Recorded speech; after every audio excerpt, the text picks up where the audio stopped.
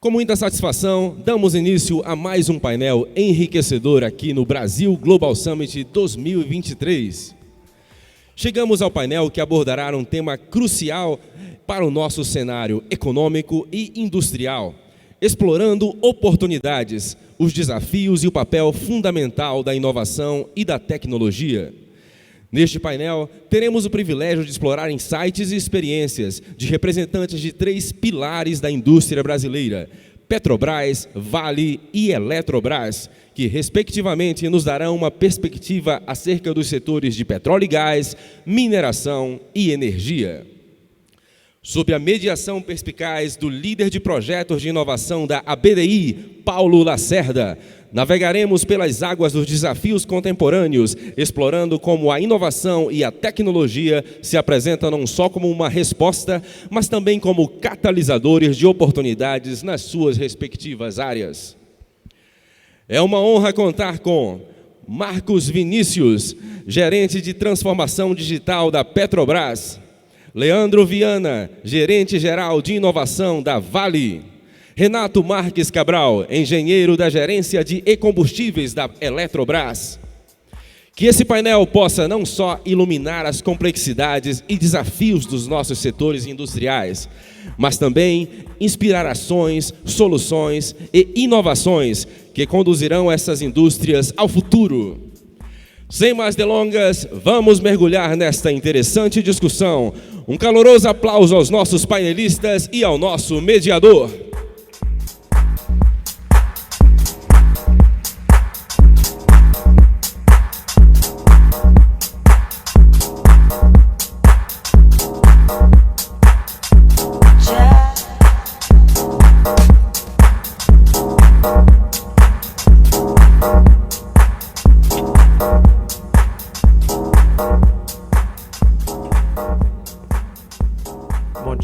Bom dia a todos, todas. Uma satisfação estar aqui, agradecer a presença de todos vocês aqui no evento. Para a ABDI é uma satisfação muito grande. A gente vai falar aqui com 3 das maiores empresas brasileiras que têm um dispêndio de inovação muito grande e vão poder relatar, mais ou menos continuar a conversa que a gente estava tendo ali atrás, né, nos bastidores, sobre como a inovação é fundamental para os desafios dessas 3 companhias e como, inclusive, elas têm trabalhado já juntas em projetos de cooperação conjuntos, inclusive com a própria BDI, para o desenvolvimento, né, como é que se utiliza todos os instrumentos possíveis de inovação. Aqui essas 3 empresas nasceram como empresas públicas, estatais. 2 já passaram por processo de privatização, a Vale já há muito tempo, a Eletrobras recente, a Petrobras ainda no setor público,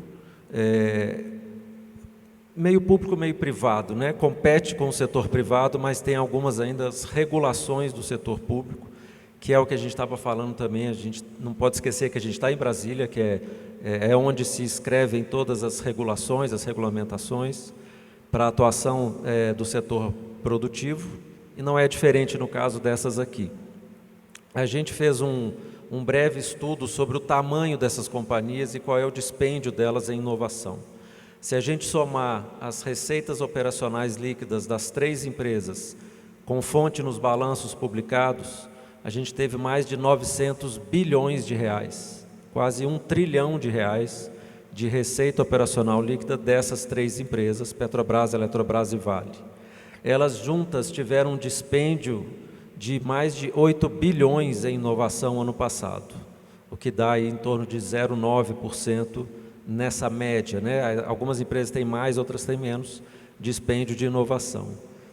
Elas todas têm centros de pesquisa próprios, né? A Eletrobras tem 2, né? A Vale tem 6 e a Petrobras 1, o CENPES, que é considerado um dos maiores centros de pesquisa do mundo. São mais de 1.100 pesquisadores, mais de 1.000 patentes, e tratam a inovação com muita seriedade, porque eles estão inseridos no mercado global, né, assim como também a Vale. Então, para passar aqui para uma primeira rodada, eu queria conversar, que vocês falassem, né, nessa primeira conversa aqui, qual que é a importância da inovação para vocês. Pensando o seguinte, como a inovação pode ajudar nos desafios que vocês vão ter daqui para frente, não são pequenos, né? A gente está vendo, essa semana está começando a COP28, foi uma delegação grande do Brasil para lá, né? E a gente deixa para falar desse assunto na segunda rodada sobre desafios específicos ambientais. Mas assim, o que é inovação para vocês? O que ela resolve de problemas para vocês hoje? O que vocês pensam em usar a inovação daqui para frente? Deixa eu passar aqui para o Renato, Eletrobras. Bom dia, Paulo. Bom dia a todos. Cumprimentar aqui os colegas Leandro e Alexandre, da Vale da Petrobras. Gostaria de agradecer o convite. Eu vejo que a inovação ela é um pilar essencial em qualquer empresa que olhe para o futuro. A empresa que não tem inovação na sua estratégia, ela tem curto período de estar olhando para frente. Vou dar o caso da Eletrobras. A gente sempre teve no pilar a inovação para as tecnologias que estão emergentes. Então, lá no início, a gente, quando começou com a parte de hidrelétrica, que é o pilar da nossa energia, a empresa sempre pensou em energia limpa. A gente fala hoje em transição energética. Transição energética ela é um pilar essencial hoje. Como você falou, a gente vai estar falando do segundo ponto, da parte aí da importância hoje do nosso futuro. E para o setor elétrico, a transição energética ela é primordial. Então, desde o início, a empresa ela teve esse olhar de ser uma empresa de energia limpa, e com esse olhar, você só tem energia limpa como? Com inovação. Então, ela criou um corpo técnico, sempre com olhar da inovação. Para isso, o primeiro, que eu acho que é o ponto-chave, está na cultura da empresa. As pessoas têm que estar respirando isso e têm que estar olhando no futuro. Então, a gente nasceu lá atrás com hidrelétrica. Então, nas primeiras hidrelétricas feitas no Brasil, o ponto que foi criado foi o quê? Foi você estar desenvolvendo tecnologia nacional. Então, se você pegar as primeiras hidrelétricas, tudo era importado. Então, primeiro passo, você ter um corpo técnico que desenvolva as tecnologias e possa aplicar ela. Segundo passo, no seu dia a dia, o olhar quais são os problemas para frente e estar enfrentando isso com o desenvolvimento tecnológico. Então, por isso, a importância do centro tecnológico e o investimento. E aí, isso tem trazido para a gente sempre esse olhar para frente. Então, quando começou, por exemplo, as eólicas, nós começamos a estudar as eólicas bem antes. A solar, começamos bem antes. Nós estamos agora no boom do hidrogênio verde. A empresa, ela acabou de criar uma área de hidrogênio verde, acabou de criar uma estratégia, que é outro ponto essencial. Tem que estar no sangue, mas tem que estar na estratégia. Se não tiver estratégia, se você não tiver um pilar com indicativo onde você quer ir, acaba que isso você não tem sucesso. Então, hoje a gente acabou de criar essa área de hidrogênio verde, que a gente vê que é o próximo passo da definição, na realidade, da descarbonização, e esse é o pensamento da empresa. A empresa hoje tem 97% da energia dela limpa, quer chegar a 100%, e nós estamos aí para estar atuando junto com alguns parceiros na área do hidrogênio verde, desenvolvendo tecnologias nessa área. Então, eu vejo que são esses três pilares. Você tem que estar na estratégia, você tem que ter um corpo técnico que esteja alinhado com isso e tem que ter também o investimento na inovação. Obrigado, Renato. Leandro, a Vale está num mercado muito competitivo e a gente ouve notícias assim de tecnologias de ponta para vocês, coisa que, por exemplo, a Petrobras já faz há muito tempo, mas é mineração no fundo do mar. E a gente teve uma colega da agência que teve num evento em Portugal, que estava lá um futurologista falando que a Vale já tirou uma fotografia da Lua para saber que minérios tem lá. Até onde a inovação pode levar vocês? Não, legal. Primeiro, bom dia, obrigado pelo convite, Paulo, por estar aqui, cumprimentando meus colegas aqui hoje também no painel. É uma provocação interessante, né? Até onde que a inovação pode levar a gente. Estamos sempre acompanhando, por exemplo, a parte da exploração de fundo de mar, né? Com muito cuidado. Acredito sim que possa ser algo que vai evoluir no futuro, mas com bastante cuidado para a sustentabilidade, que já é um ecossistema muito delicado, né? A gente tem que conseguir fazer muito bem em solo para depois a gente ir para um novo ecossistema tão diferente, né? Mas já tivemos muitas parcerias com a própria Marinha Brasileira, em um navio pesquisa, tá? Que é um navio que faz vários tipos de mapeamento, junto com a Petrobras, inclusive, fazendo esse trabalho aí de conhecimento dos nossos mares também, né? Mas eu queria começar a fala até pegando um ponto da cultura, né? Muito importante, muito bem dito, né? Porque inovação faz parte, é um dos nossos alicerces de cultura. Então, está declarado, né, na nossa declaração de cultura da empresa que inovação é uma alavanca, né? E é super importante, Porque para a gente conseguir fazer mais e transformar o que a gente precisa, né, para ser competitivo no mercado que é muito competitivo, né, nós precisamos inovar todo dia, né, e isso tem que ser uma coisa democrática dentro da empresa. Então, isso estar declarado na cultura é muito importante para a gente, que amplifica a capacidade de inovação da empresa, né. Para ter uma ideia, a parte de melhoria contínua, por exemplo, que é uma parte super importante, né, uma inovação espontânea, que a pessoa que está ali vê e faz e age e melhora, né. Nós temos milhares de iniciativas por ano, muito mais do que um por funcionário, né? E como a gente já tem, né, um time bem grande, isso significa uma carteira aqui de melhoria contínua expressiva para a gente, né? Mas não só isso, eu acho que a inovação, recentemente, ela tem evoluído, eu acho que as empresas de mineração, a Vale incluída, têm se adaptado e se moldado para essa transformação, né? Se a gente for ver os veículos que a gente tem de inovação, o próprio P&D, né, é um P&D cada vez mais aberto, né?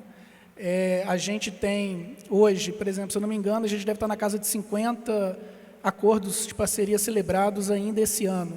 Quer dizer, celebrados, porque a gente tem vários vigentes, porque eles são plurianuais, né? Desses acordos, a grande maioria, 95%, são com instituições públicas. Tá? Então, esse P&D cada vez mais aberto é super importante. Outras ferramentas que a gente não via, talvez, até 3 anos atrás na mineração, que agora estão acontecendo com velocidade, é o próprio CVC, o Capture Venture, Corporate Capture Venture, que traz para a gente uma inteligência mais estratégica do que está acontecendo no mundo e para onde que vai, por exemplo, a nossa siderurgia, né? Então, é um veículo super importante que a gente tem trazido para sermos mais estratégicos, estarmos conectados com a estratégia da empresa. Então, termos estratégia de inovação que conversa com a estratégia da empresa, e isso que vai levar a gente para o próximo patamar, né? O CVC é um veículo que a gente tem que fazer isso muito bem. O próprio CVB, que é o Venture Building, para a gente criar, sermos mais ágeis, criar novas empresas, né? Estamos utilizando isso também em alguns pilares super importantes, que depois talvez eu possa guardar aí para casos específicos mais para frente, né? Mas que traz para a gente coisa que a gente não tinha numa empresa grande, que é a agilidade, né? Então, quando a gente acha aí um tópico muito importante, muito especial, vamos dar agilidade de uma startup para aquele tópico ali, né? Vamos fazer uma CVB, criar uma nova venture para começar a aprofundar naquele tópico ali. Então, acho que esses são transformações que a inovação mais moderna estão fazendo na indústria da mineração, estão fazendo na Vale também, né? Mas ainda existem desafios, acredito que provavelmente comuns entre as nossas empresas, pelo tamanho é a agilidade, né? Então, a agilidade de processos internos, a agilidade com que a gente gostaria de fazer as coisas, né? Ainda tem um pouquinho a evoluir, mas acredito que estamos no caminho, e com certeza o que vai manter, né, qualquer uma dessas 3 empresas aqui, incluindo a mineração, competitiva, segura, é a inovação e são as pessoas que estão fazendo essa inovação dentro da empresa, sem dúvida nenhuma. Obrigado, Leandro. Marcos, a gente sabe, né, do perfil de inovação da Petrobras pelos resultados tecnológicos, de avanço tecnológico, por exemplo, exploração de águas profundas, né, pré-sal, que é trabalhar numa pressão que nunca se viu em nenhum setor próximo a esse tipo de desafios que vocês têm.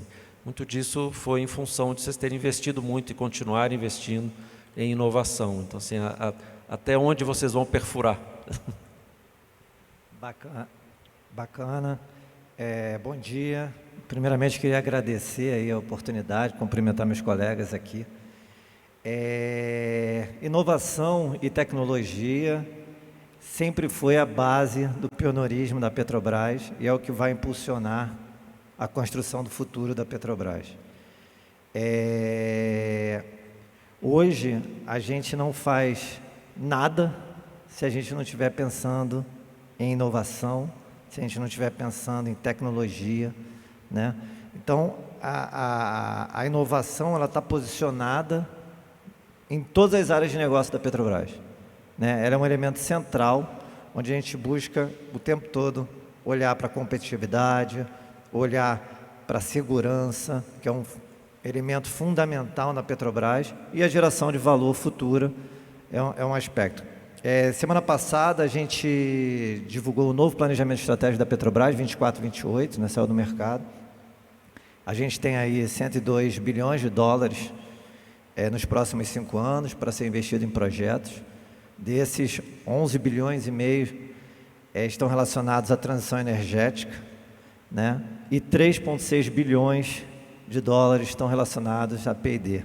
Ou seja, a gente está muito... E tudo isso, né, quando a gente fala em transição energética, quando a gente fala em buscar novas fronteiras, né, A gente está falando de colocar tecnologia e trazer sempre novas inovações e sempre buscar segurança, né? A gente tem que fazer tudo com muita segurança, porque todos sabem, o risco é grande. Então, das nossas operações, a Vale também, a Eletrobras também, então a gente tem que manter. Eu queria aproveitar, os meus colegas falaram aqui sobre cultura, eu sou gerente da parte de transformação digital e queria passar um pouco da minha experiência, né?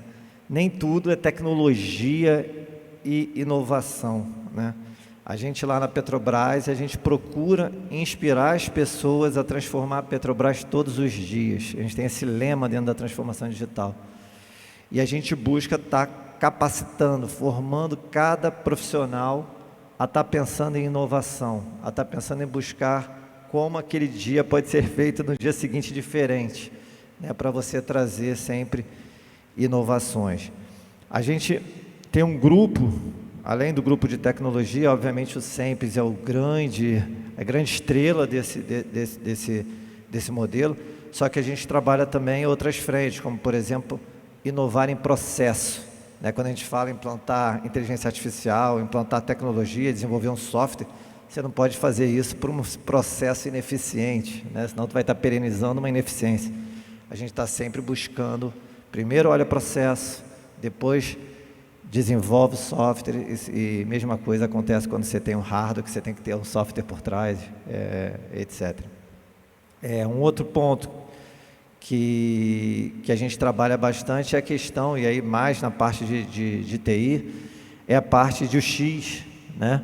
Experiência do usuário, como as pessoas vão entender, e aí não sob a ótica do desenvolvedor, sob a ótica do usuário, né? Como aquele usuário vai entender aquela solução para ele poder adotar aquela solução da melhor maneira possível.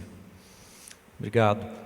Sobre o projeto que eu falei da BDI, né, para quem não conhece, a Agência Brasileira de Desenvolvimento Industrial é uma agência ligada ao Ministério do Desenvolvimento, Indústria e Comércio, temos sede aqui em Brasília, temos 18 anos de atuação e fomos criados em 2004 para cuidar do apoio à formulação, execução e monitoramento de políticas industriais. E a gente está num novo ciclo de construção de uma nova política industrial, deve ser lançada agora na primeira ou segunda semana de dezembro, e a BDI tem dado todo o apoio para isso. E a BDI trabalha com essas frentes, ou seja, a gente tem basicamente dois clientes, né? O setor produtivo, onde a gente incentiva que o setor adote tecnologias, inovações, basicamente em duas linhas, em transformação digital e em sustentabilidade. Agora temos uma diretoria na agência para cuidar de sustentabilidade e o apoio a políticas industriais, ou seja, fazer com que haja a maior articulação possível com o setor privado, e a gente já tem o escopo da nossa atuação para fazer monitoramento, para usar também inteligência artificial no alcance dos impactos das medidas, né? Não adianta nada formular uma política se ela não for bem executada e principalmente bem avaliada, né?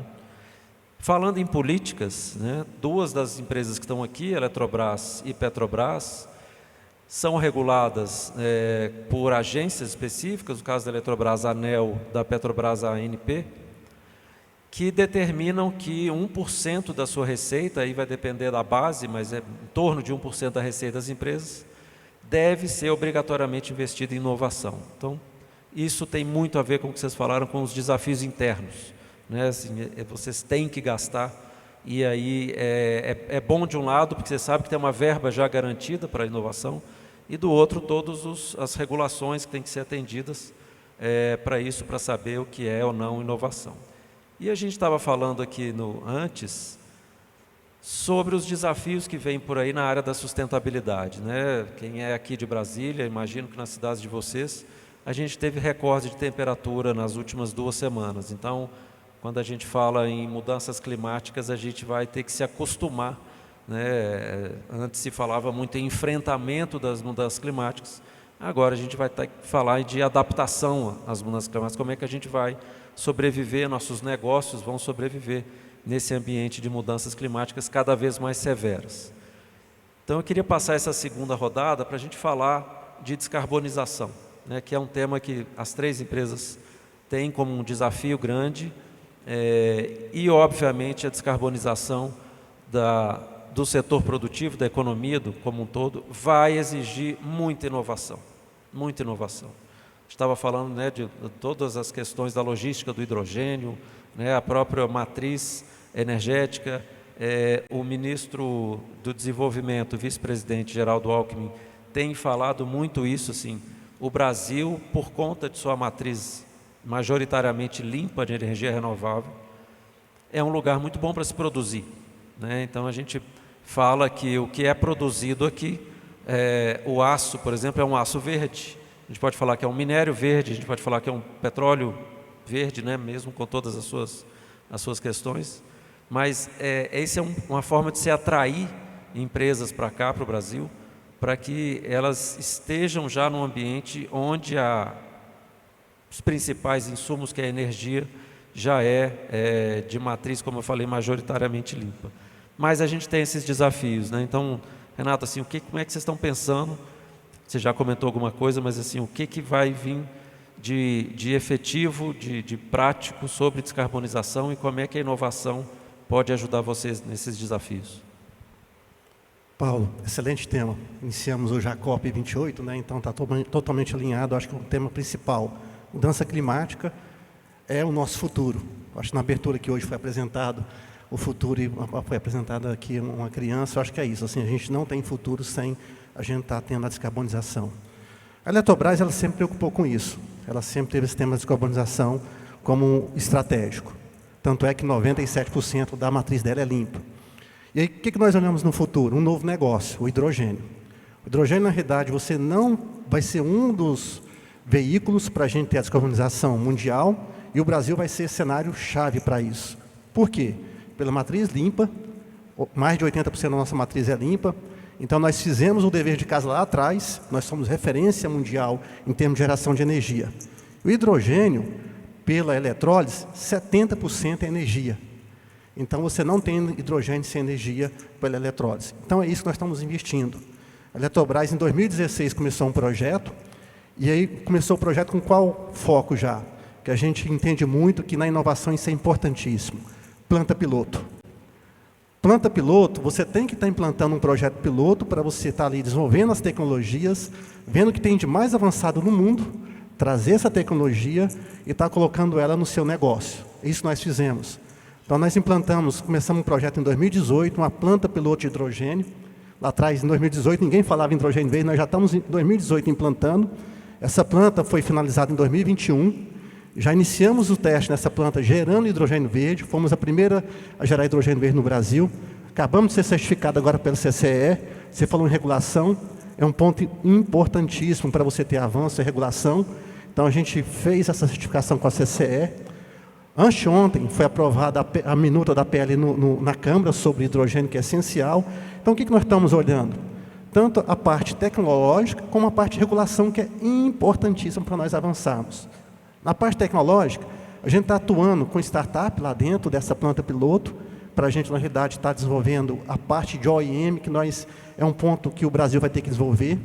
OEM e novas tecnologias, pessoal, é um ponto que nós não temos ainda desenvolvimento. Hidrogênio, não sabemos nada. Então, nós temos um mercado totalmente aberto aí para estar desenvolvendo essa parte de OEM.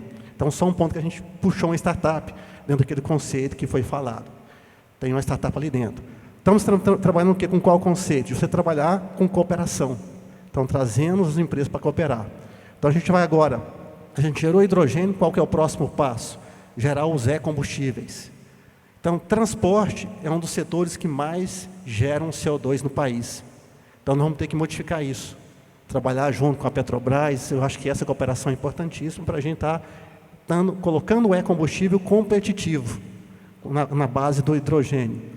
Você tem um Mirai ali fora. Então, você tem uma cadeia de transporte, você pode estar usando o e-combustível como o próprio hidrogênio. Algumas cadeias vão ser hidrogênio puro, outras vão ser e-combustível. Então, vendo aí, dentro dessa planta, nós vamos incluir agora a parte de amônia. Por quê? Fertilizante. O Brasil importa a grande maioria do fertilizante. A gente tem capacidade para estar fazendo isso. E se fizer com hidrogênio verde, nós vamos ter uma agricultura totalmente verde. Você, desde o início, ou seja, trabalhar com o ciclo de vida, que é importante que a gente está com uma visão. Ou seja, naquele ciclo de vida daquele setor, o que nós estamos gerando de CO2? Então, nós estamos trabalhando com isso. Então, eu vejo que os projetos piloto, a planta piloto, ela é importantíssima, isso que a gente está fazendo. Agora, estamos buscando parceria. Quem sabe o Mirai vai abastecer lá em Tumbiara, que é onde a gente tem a planta piloto, a gente coloca lá um posto de abastecimento de hidrogênio, que é logística, que é difícil, para a gente começar a circular o ambiente. Então, tem que circular. É isso que a gente está buscando, parcerias para estar movimentando o setor. Ou seja, a gente tem que ter um pensamento grande, começar com plantas piloto, mas escalar rapidamente. Então, no hidrogênio, a gente agora tem que escalar. Regulamentação, a parte de desenvolvimento de mão de obra e a parte de tecnologia, é isso que a gente vai ter que ter o foco. Legal. Você falando sobre plantas piloto, né, que é uma forma muito...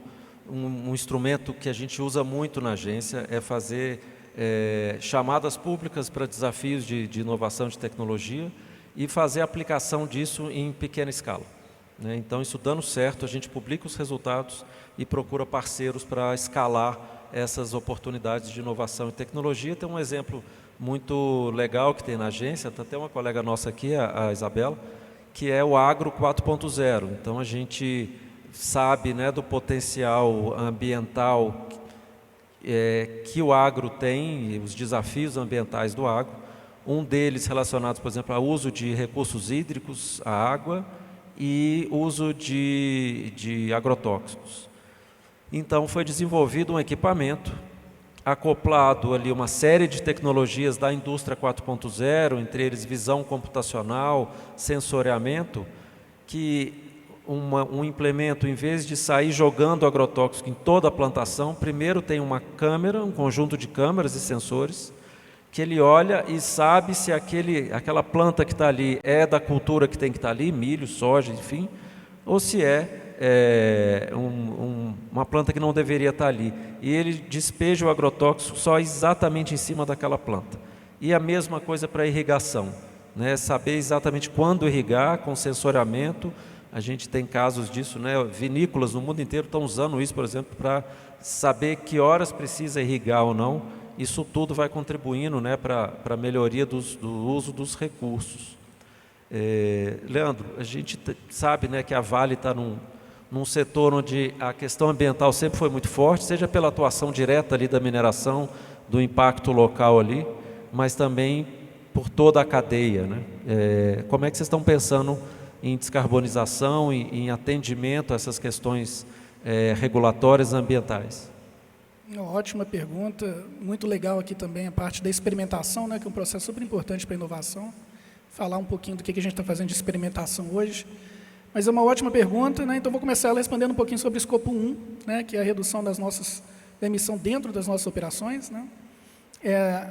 A Vale hoje ela é uma empresa complexa, porque não é só mineração, a gente tem logística, a gente tem navegação, então é um processo significativo, né? Onde que para a parte de transporte, né, a nossa parte tanto de mineração quanto de ferrovia, né, já temos um piloto rodando, né, há mais tempo da parte de eletrificação, onde já temos um caminhão elétrico rodando, uma locomotiva elétrica rodando, exatamente para testar o quão robusta é a tecnologia para a gente. Estamos avançando nas pesquisas, inclusive em parceria tanto com a Petrobras quanto com a Eletrobras, para novos combustíveis alternativos, então hidrogênio, amônia para as locomotivas, o próprio etanol para os caminhões, que não parece trivial porque a gente tem para o carro, mas levar isso para um caminhão não é simples, não é um caminhão fora de estrada. Então, investindo bastante nessa parte de combustíveis alternativos, né? E também nos nossos processos metalúrgicos. Então, a biomassa, né, o biocarvão, fizemos os pilotos já no ano passado para essa parte de biomassa nas nossas operações de pilotização, e agora a gente está fazendo os testes industriais para substituir o antracito, que é um ofensor aí do GHG, por biomassa, né, proveniente aí, né, de árvores, de plantio, né, que tem uma emissão muito menor aí, né, compensada pelo crescimento das árvores, né. E isso já está em teste industrial, quer dizer, já passamos o piloto, já estamos em teste industrial, né. Isso para o escopo 1. E aí, Paulo, como você falou muito bem, é uma cadeia. Então, nós servimos a um cliente, que é a siderurgia, né? A siderurgia aí é responsável por mais ou menos 10% da emissão global, né, de GHG. E pensando nisso, né, dentro da nossa estratégia de inovação, que vem da própria estratégia da empresa, né, nós temos a mineração do futuro, que olha toda essa parte de segurança, produtividade, que é super importante, descarbonização, está lá dentro também, né, queremos ser uma empresa de carbono neutro em 2050. Tá? Temos também um pilar de soluções de minério de ferro, que aí conversa direto com soluções verdes para essa nova economia. E dentro desse desenvolvimento, a gente até lançou recentemente o briquete verde, que é um substituto aí para poder entrar nos alto-fornos com o potencial de reduzir até 10% da emissão da cadeia siderúrgica. Então, desenvolvendo soluções verdes para ajudar também os nossos clientes a percorrerem esse desafio aí da descarbonização. É um ponto super importante também, né? E até na parte de sustentabilidade, como você comentou, Paulo, no início, a sustentabilidade e a inovação, elas andam muito juntas, né? Tem gente que chama inovabilidade, né? Inovação junto com a sustentabilidade. E ela vai além da descarbonização também, né? A gente tem um foco muito forte na parte de valor compartilhado. E aí, pegando um gancho que você trouxe pela presença nossa nas operações, isso traz uma série de ações que a gente precisa fazer, né? Então, uma delas, por exemplo, é o trabalho de supressão de poeira, que a gente não quer que as vizinhanças tenham problema com a poeira e tudo, né? Então, eu morei em Vitória, no Espírito Santo. Já morou em Vitória? Já. Então você está sabendo. Então o que eu vou falar aqui é para você, porque esse projeto foi desenvolvido em Vitória, foi lançado mês passado, para, né, reduzir esse impacto da emissão de particulados. A gente fez um projeto de pesquisa e desenvolvimento com a UFES por 7 anos, e agora ele ficou pronto. É um produto, é um supressor de pó feito à base de PET. Então a gente pega as garrafas PET, recicla, passa num processo desenvolvido, né, junto com a UFES, ela cria um novo supressor que a gente pode aplicar nas vias, nas pilhas do porto, né, para reduzir a emissão. E o que é legal, onde que está o valor compartilhado disso daí? A gente fez uma associação um acordo com a Associação de Catadores. Então agora a gente vai pagar para eles quase 50% a mais do que eles recebiam antes, para que a gente consiga o volume de PETs que a gente precisa para poder aplicar dentro das nossas operações. E como é que a gente, que não é uma empresa química, levou isso para uma escala, né, que você comentou também? Fizemos associações com startups. Então, tem 2 startups que vão ajudar a gente na produção desse produto. Esse ano no Espírito Santo, então já começa a aplicação esse ano no Espírito Santo. Ano que vem a gente já vai para Minas Gerais, né, e depois a gente vai ter um roadmap aí de expansão no Brasil, né, e quem sabe até fora do Brasil, para levar esse tipo de nova tecnologia muito baseada em inovação e em valor compartilhado. Muito legal. A gente falou de combustíveis aqui, né? E não posso esquecer de convidar vocês a visitar o stand da BDI, que está aqui na entrada do evento. Antes que a Tati, minha colega, me chame a atenção, a gente está com um stand muito legal aqui, com o projeto do carro elétrico, né? Tem o Mirai, que é o carro hidrogênio aqui, mas tem esse nosso projeto de eletromobilidade, que foi feito em parceria aqui com o GDF, mas que, sim, a gente tem falado muito, né, de carro elétrico, de combustíveis. E aí, falando em combustíveis, falando de Petrobras, né, Marcos? A gente sabe assim, do peso que é sobre a companhia trabalhar com combustíveis fósseis. Mas, ao mesmo tempo, a gente vê o esforço que tem feito para limpar isso. Quer dizer, existe combustível fóssil de alto potencial de emissão, e a gente sabe que vocês estão trabalhando também na fronteira de melhorar a qualidade do combustível para que ele emita menos, para que ele seja um combustível mais limpo.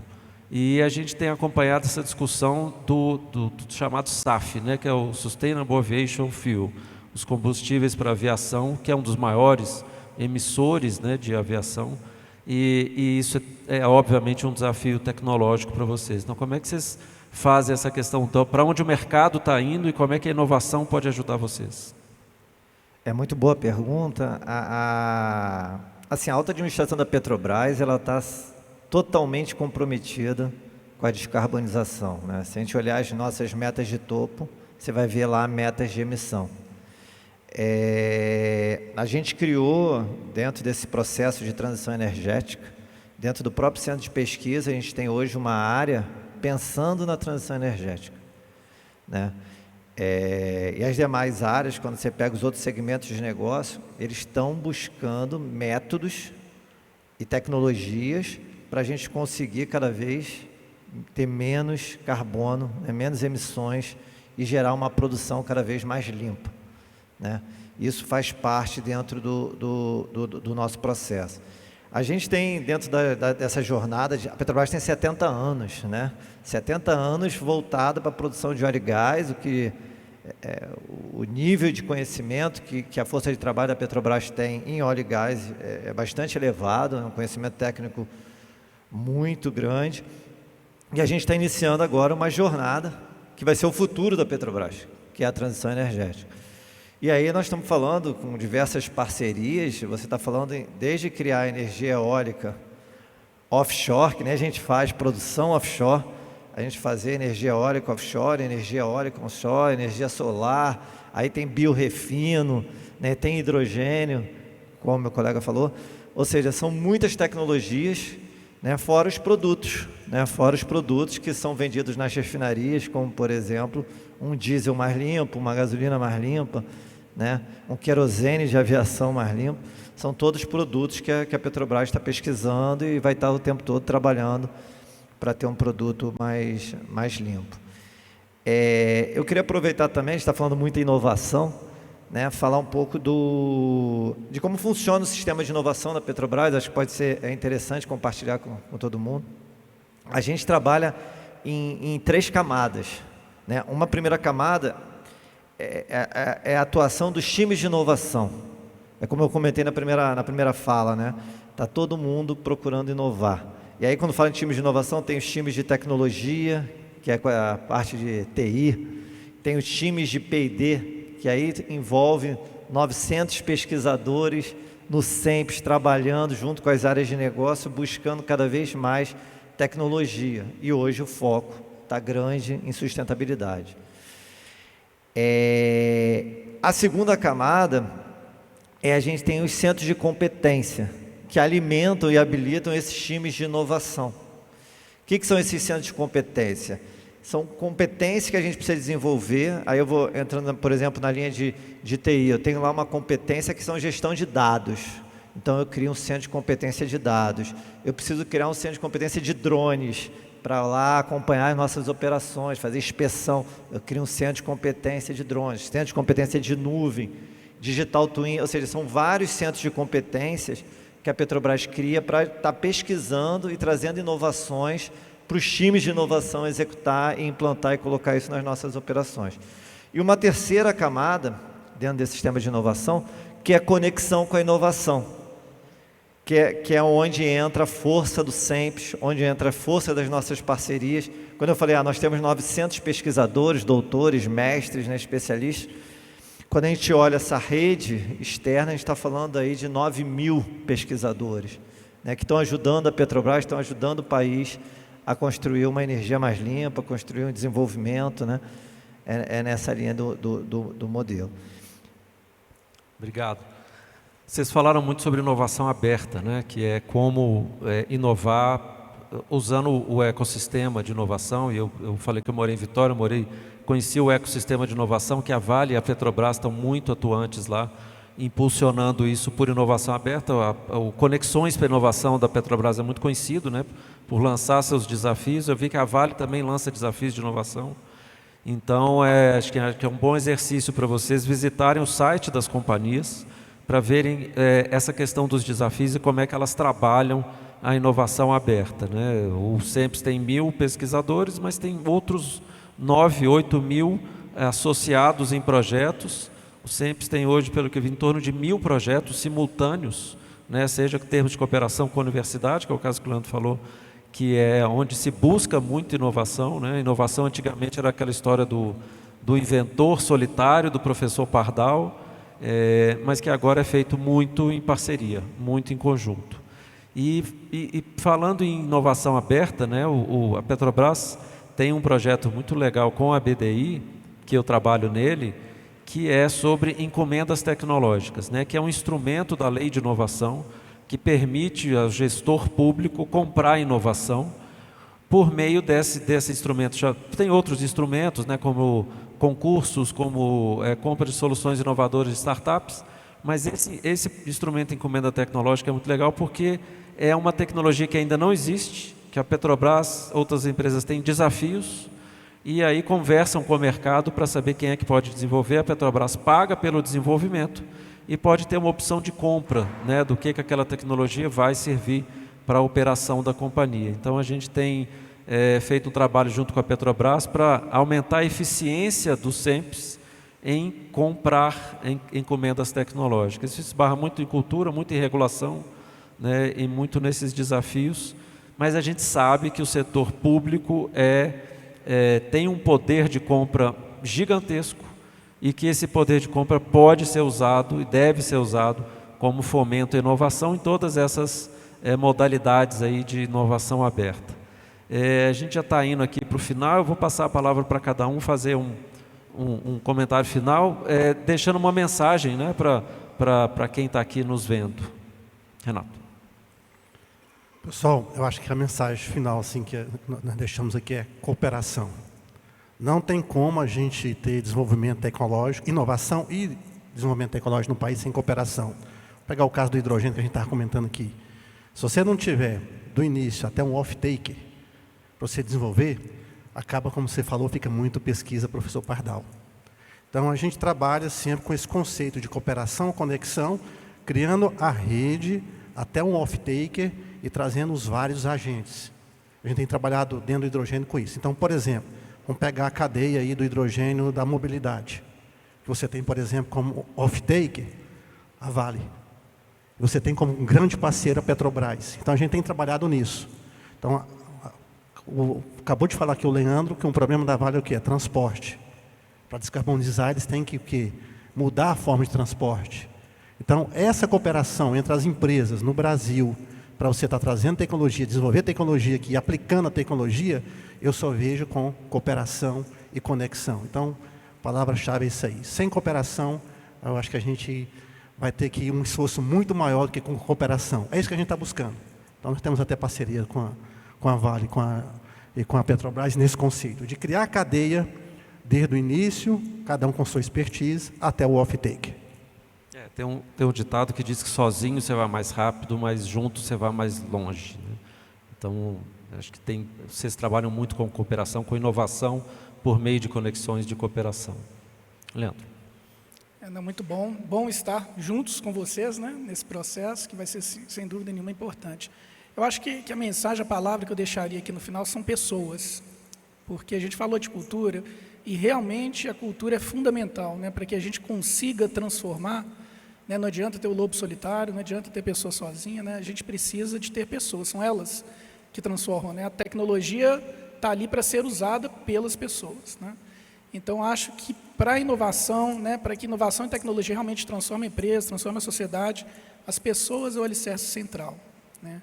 Então, ter sempre essas pessoas com brilho nos olhos, com a vontade, a inquietude de transformar, né, não se contentar com o status quo, né, de chegar numa empresa, por exemplo, como mineração, na indústria como a mineração, que é mais tradicional, não, né, se inquietar com isso, querer transformar, querer trazer ela para uma visão mais sustentável, que eu acho que os talentos que a gente tem hoje são os talentos muito preocupados com essa visão de sustentabilidade, e isso é muito bem-vindo para a gente, né? Então, eu acho que a mensagem que eu deixo é essa de pessoas. Então, se você se enquadra nessa descrição, né, vem transformar junto com a gente, via conexão, internamente, mas vem transformar junto com a gente, que é isso que vai fazer a diferença. Legal. Marcos. Não, eu queria ratificar aí o que meus colegas comentaram, né? Eu ia na mesma linha, tanto de conexão, né, quanto em pessoas. E quando a gente fala de pessoas, você assegurar que as pessoas estão bem, né? Esse aspecto de saúde mental, hoje em dia, é fundamental nesse novo modelo, nessas novas formas de trabalho. Então, isso é uma preocupação que a Petrobras tem hoje. Então, você garantir que a pessoa esteja bem para trabalhar, bem para produzir, bem para inovar, né? E quando fala em saúde mental, a gente fala também em diversidade, né? Cada um com as suas características, pensando em inovação. São temas fundamentais aí que eu queria complementar aqui, meu colega. E queria convidar todo mundo, você falou bem, para todo mundo participar do Conexões para a Inovação. É aberto, todo mundo que está sentado aqui pode participar, pode abrir uma startup, pode participar dos projetos com a gente e fazer parte dessa jornada, né? Então, eu queria deixar o convite para todos. No site da Petrobras tem o caminho, mas são colocados desafios onde cada um pode usar a sua criatividade e estar trazendo inovações. Obrigado. Bom, gente, caminhando aqui para o final do painel, eu queria agradecer demais aqui a presença de vocês. Como eu falei, representando empresas com um peso gigantesco aí, não só na economia, mas também na inovação, sabendo de todos os desafios que vocês, a cadeia de fornecedores tem, né, como falou o Leandro, usar o ambiente, né, externo para acelerar seus projetos de inovação. Como eu falei, ninguém faz nada mais sozinho dentro de um laboratório, e sempre me vem à cabeça, sempre que eu participo de um evento, seja aqui em cima aí como ouvinte, como participante, é uma história muito legal que eu ouvi uma vez, não sei se vocês já ouviram isso, vem dois caras andando numa estrada, cada um com um pão embaixo do braço, eles se encontram, trocam os pães, continuam andando, cada um sai com um pão. A cena seguinte são duas pessoas, vêm na estrada, cada um com uma ideia na cabeça, elas param e trocam as ideias. Cada um sai com duas ideias. Né? Então, isso é o espírito de fazer eventos como esse, né? De vocês conhecerem, aproveitarem. A gente aprende muito aqui, eu aprendi muito, né? Vendo como é que na prática são os desafios de vocês de inovar, porque inovação é oxigênio agora, e em busca desse oxigênio, todos esses desafios de sustentabilidade, a gente, como eu falei, vai precisar muito de inovação. E para encerrar, eu queria comentar uma coisa que a gente falou muito aqui sem citar, que é o ESG. Né? Essas três palavrinhas estão muito na moda, tem gente, né, a gente na agência usa ASG, que é o ambiental, social, governança, mas a gente viu exemplos das três letrinhas aqui o tempo inteiro. Quer dizer, a governança, como é que vocês se organizam para inovar, né? Como é que são tomadas as decisões. Você falou do plano estratégico, você falou da estratégia também, de, assim, o que vai ser feito, como que o colegiado que toma essas decisões para ações que vão ter impacto ambiental e social. Então, claramente, nesse exemplo que você falou, Leandro, vocês têm um desafio ambiental. Eu brinquei aqui porque a Vale tem uma operação muito grande em Vitória, no Espírito Santo, de minério, um porto muito grande, e o vento leva o pó de minério para dentro da cidade. Isso é uma questão recorrente, né, da Vale há muitos anos.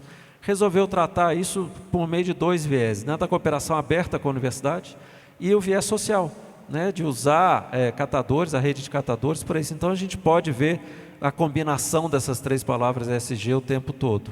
E é o que a gente espera, né, que vocês saiam daqui pensando exatamente no que a gente ouviu nas próximas palestras. Aproveitem bastante, porque o que não nos falta é desafio, e a gente precisa muito mais uma vez de inovação para superá-los. Muito obrigado.